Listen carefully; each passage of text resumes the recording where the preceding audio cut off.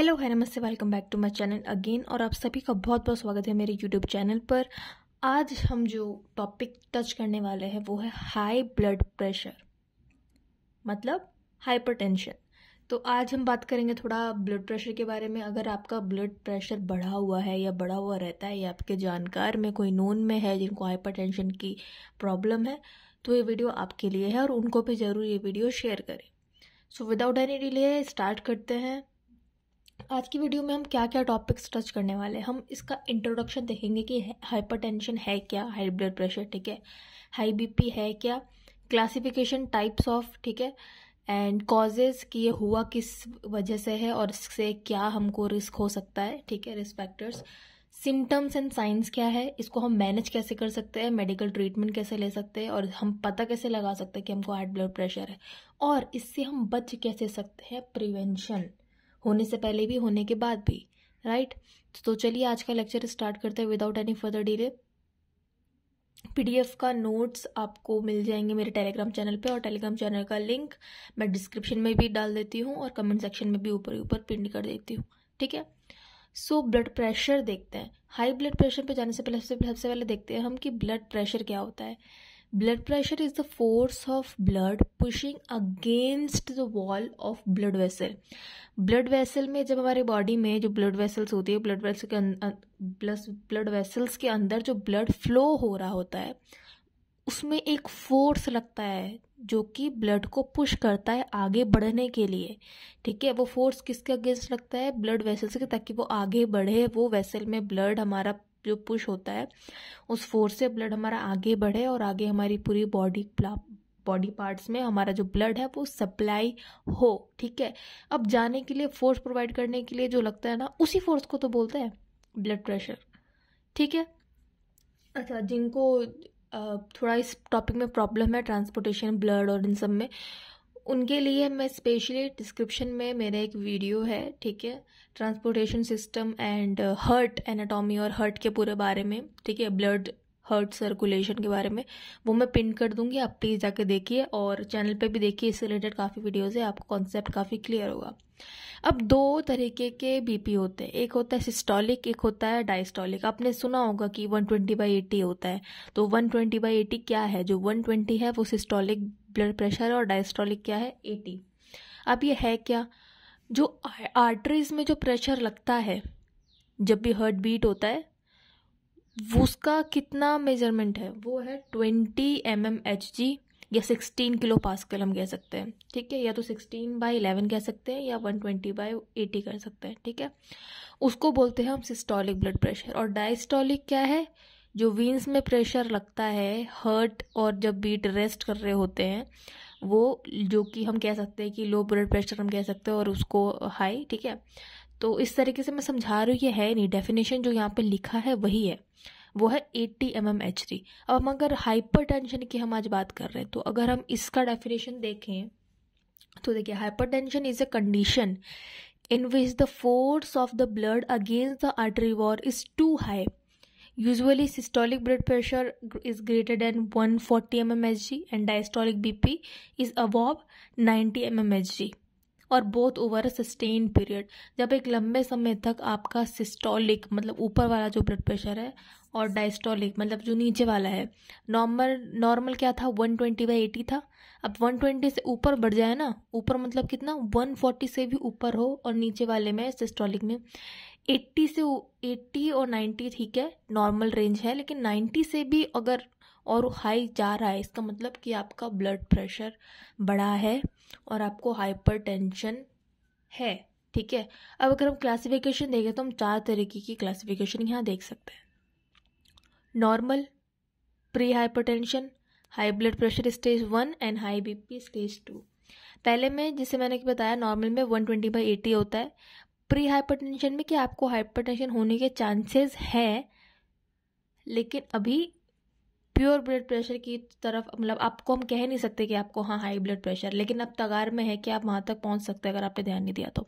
उसका रेंज क्या है, 120 से 129 तक और more than less than 80 mmHg, ठीक है। हाई ब्लड प्रेशर स्टेज 1 में जब आपको ब्लड प्रेशर हो जाता है और आपकी स्टार्टिंग होती है, बिगिनिंग होती है इस कंडीशन में, 130 से 139, और डायस्टोलिक बीपी में 80 to 89।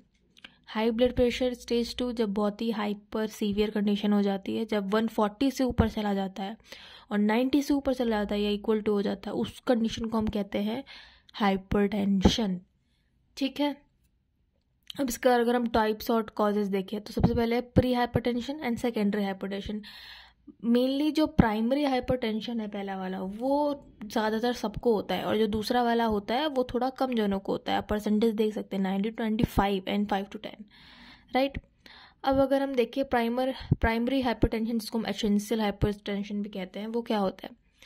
Cause of essential hypertension is unknown, अभी तक इसका जाना नहीं गया है, लेकिन हम कह सकते हैं कि हो सकता है फैमिली हिस्ट्री में किसी को हो, यानी जेनेटिक्स से आ रहा हो, इनहेरिट होके, या हम कह सकते हैं कि लाइफ स्टाइल की वजह से उनको ये हाइपरटेंशन हो सकती है। मोटापे की वजह से, स्ट्रेस की वजह से, ज़्यादा एक्सरसाइज ना करने की वजह से, ठीक है, टोबैको, सॉल्ट कंजम्पशन ज़्यादा, अल्कोहल कंजम्पशन ज़्यादा, अनहेल्दी ईटिंग, ठीक है, अनहेल्दी लाइफ स्टाइल से, unhealthy and irregular dietary habit से, एज की वजह से हो सकता है, और मेटाबॉलिक से डिसऑर्डर्स हो सकते हैं। ठीक है, ये तो है प्राइमरी हाइपरटेंशन। अब जो सेकेंडरी है, जो 5 to 10% होता है, वो क्या है?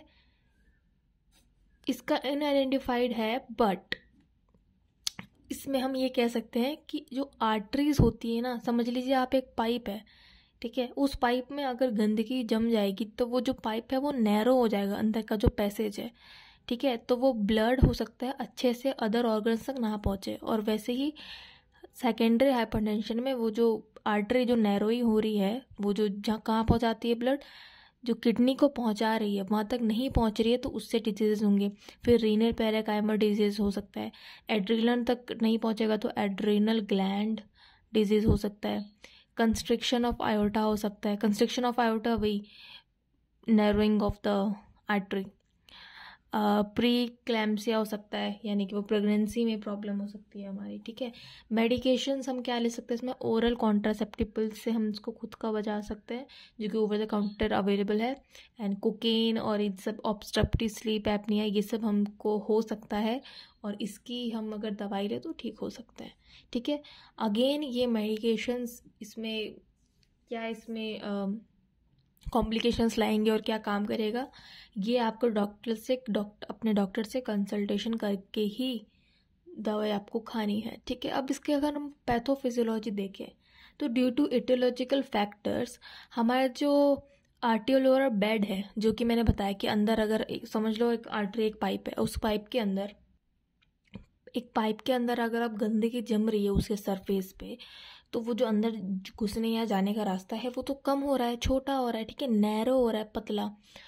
तो जब एरुलर बेल्ट, या हम बेड कह सकते हैं, जब आर्टरीज में हमारी चेंजेस आती हैं तो जो वेस्कुलर रेजिस्टेंस होती है वो हमारी बढ़ जाती है, जिससे हमारा हार्ट बीट तेज़ हो जाता है।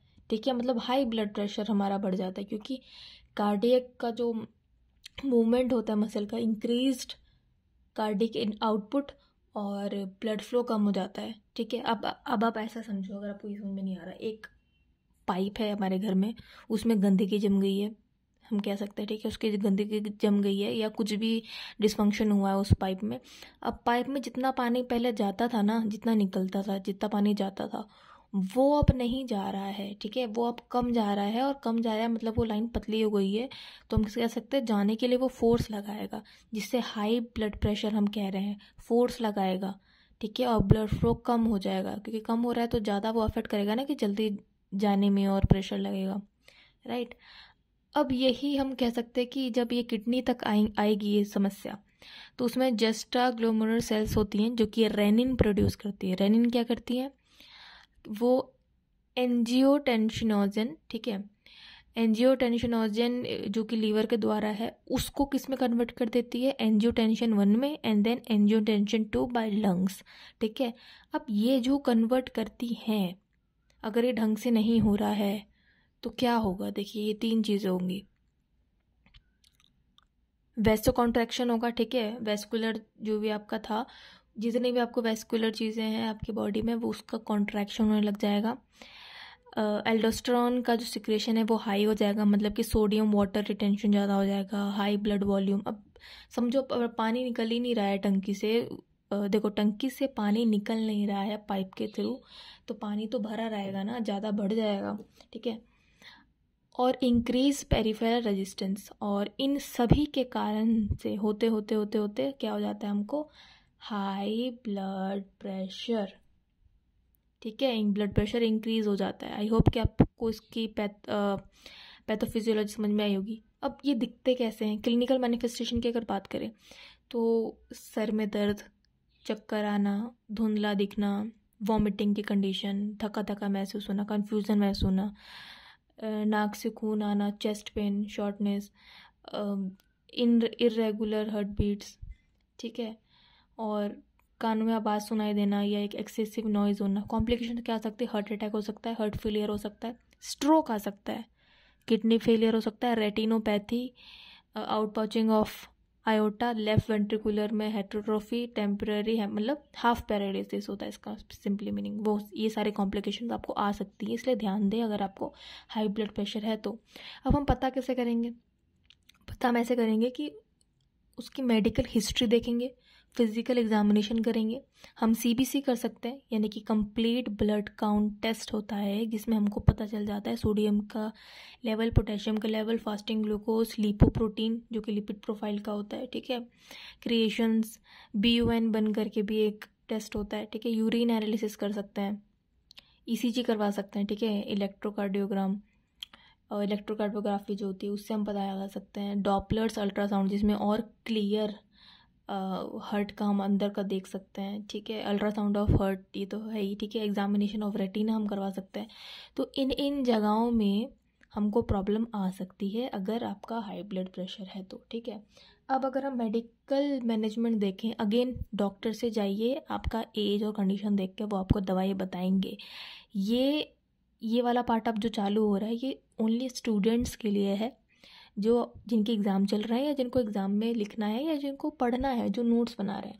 जो नॉन स्टूडेंट देख रहे हैं किसी भी सब्जेक्ट के बाहर के, वो सिर्फ नॉलेज ले, अप्लाई ना करें, अप्लाई सिर्फ डॉक्टर की कंसल्टेशन से करें, ठीक है।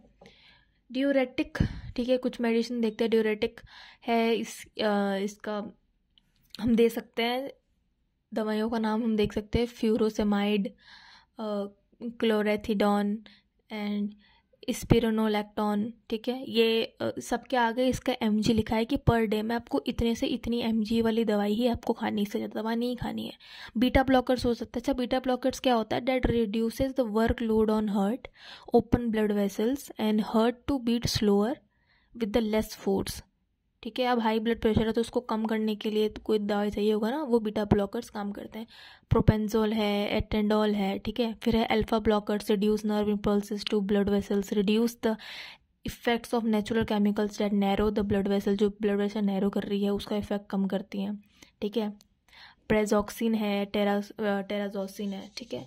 अल्फा बीटा ब्लॉकर्स है, लबेटालॉल है, ठीक है। वेसोडाइलर्स है, सेंट्रल एक्टिंग एजेंट्स है, ACE इनहिबिटर्स है, ठीक है। एप्टोप्रिल, एंटोजेनेसिन, तो ये renin inhibitors, calcium channels blockers, ये कुछ दवाइयाँ हैं, ठीक है। सो ये था हमारा आज का लेक्चर हाइपरटेंशन का। आई होप आपको समझ में आया हो, और इसके नोट्स आपको टेलीग्राम चैनल पे मिल ही जाएंगे, जिसका लिंक डिस्क्रिप्शन में है और कमेंट सेक्शन में है। और आप प्लीज़ कमेंट करके बताइए आपको कैसा लगा। Thank you so much for watching, bye bye.